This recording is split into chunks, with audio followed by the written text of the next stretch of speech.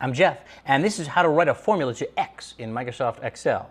Now, X being a variable name that you're just coming up with on the spot, that's fine.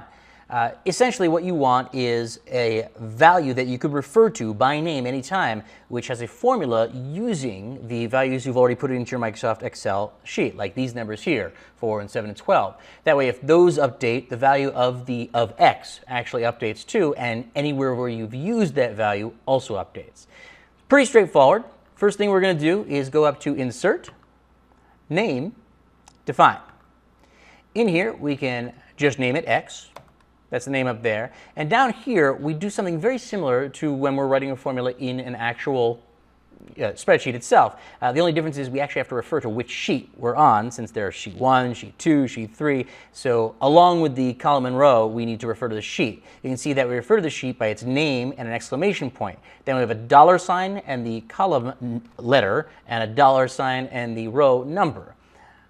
What I'm doing here is using the typical sum function to sum together A1 and B1, both of them from sheet 1. And I'm assigning this to the name X. If I hit OK, we now have a value called X. Anytime I go to equals X in any cell, it will come out as that value, 4 plus 7 in this case. If I update the values, you can see that the value of X also changes. And if I use X in any other formula, and I update any of the values that lead into X, those values will change as well. I'm Jeff, and that was how to write a formula to X in Microsoft Excel.